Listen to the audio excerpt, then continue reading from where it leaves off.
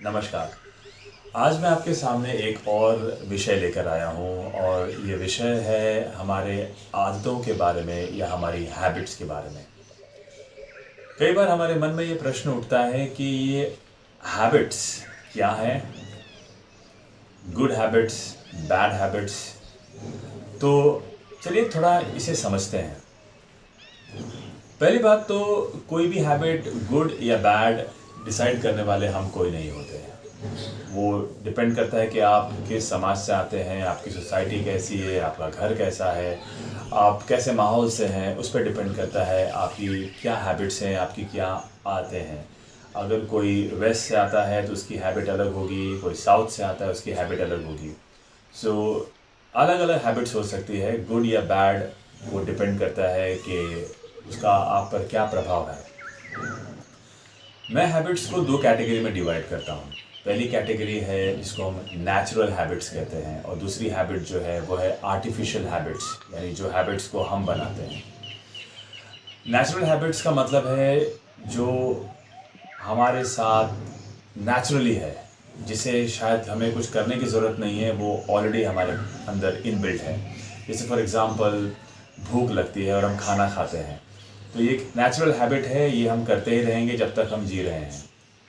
मल त्यागना, ये एक हैबिट है जो हम जिंदगी भर करेंगे। मान लीजिए आपको छींक आती है, that's a natural thing that is going to happen. खांसी आती है, हिचकी आती है, कुछ समय के लिए हम इसको कंट्रोल कर सकते हैं, लेकिन ये ऐसी चीज़ है जो नेचुरल है, जो होगी ही। तो इसको मैं नेचुरल हैबिट्स में काउंट कर लेता हूँ, जिस पे हमारा कुछ ज़्यादा कंट्रोल नहीं हो सकता है। भूख को एक लिमिट तक हम कंट्रोल कर सकते हैं, उसके बाद हम कंट्रोल नहीं कर सकते हैं। तो यानी हम खाना खाएंगे ही। क्या खाते हैं क्या नहीं खाते हैं वो हमारा डिसीजन हो सकता है। अब आते हैं दूसरी हैबिट्स में, जिसको हम बोलते हैं आर्टिफिशियल हैबिट्स। ये हैबिट्स जो हम लोगों ने बनाई है, हमारे माहौल ने बनाई है, हमारे संस्कार ने बनाई है, हमारी कंडीशनिंग ने बनाई है। तो ये हमारी हैबिट्स है। हैबिट्स को समझने के लिए हम कुछ ज़्यादा दूर जाने की ज़रूरत नहीं है, हम अपने लाइफ में ही देख सकते हैं।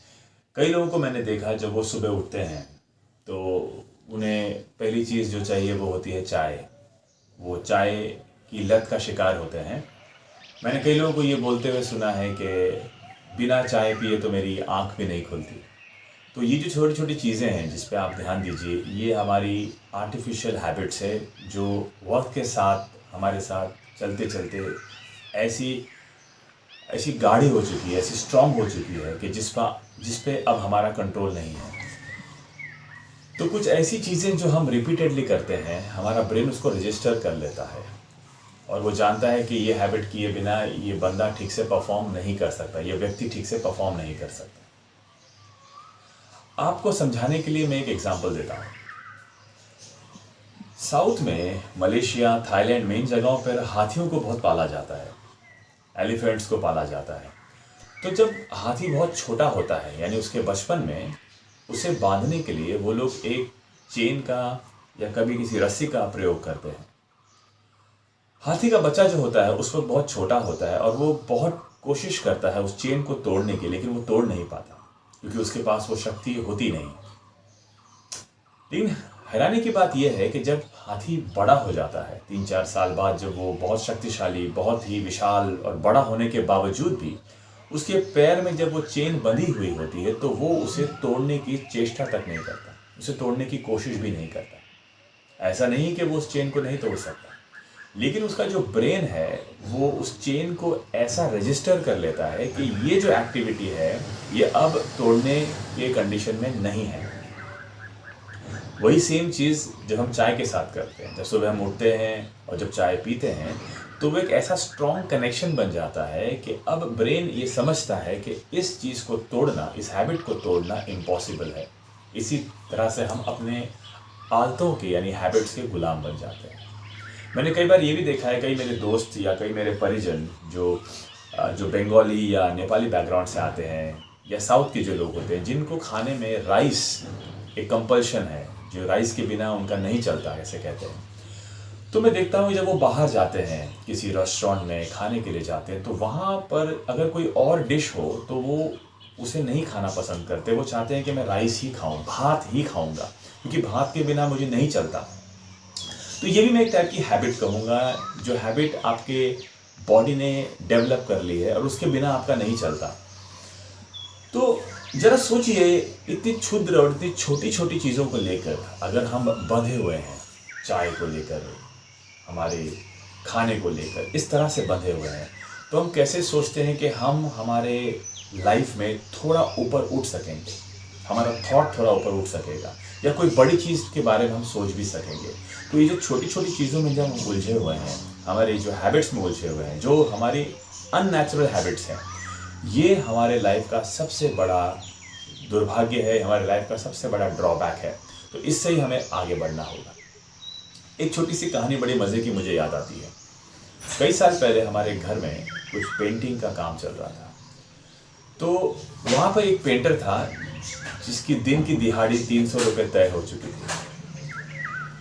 तो उसने आया और कहा कि मुझे पहले 50 रुपये दे दो। तो उस 50 रुपये को लेकर वो गया, आधे घंटे बाद वापस आया और उसने अपना पेंटिंग का काम शुरू कर दिया।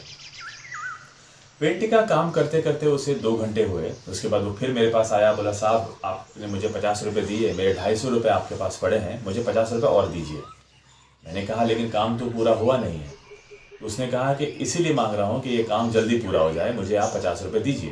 वो 50 रुपये लेके गया, आधे घंटे बाद फिर आया, फिर उसने काम शुरू कर दिया। कुछ समय बाद मैं देखा कि उसके हाथ कांप रहे थे। His hands were shivering, shaking very badly. वो मेरे पास फिर से आया और कहने लगा कि 50 रुपये और दीजिए। मैंने बोला ये क्या चल रहा है, आपने काम पूरा नहीं किया और आप बार बार 50 रुपये मांग के चले जाते हैं और फिर आते हैं, आप करते क्या हैं। तो उसने एक बात बताई कि साहब मैं शराब का, ये शराब की लत है, शराब की लत के बिना या शराब पिए बिना मेरा जो हाथ है वो कांपता है और मैं काम नहीं कर सकता, इसलिए ये 50 रुपये लेके जाता हूँ, थोड़ी सी टिकाता हूँ और आने के बाद अपना काम फिर शुरू करता हूँ। मैंने कहा इसको छोड़ क्यों नहीं देते हो?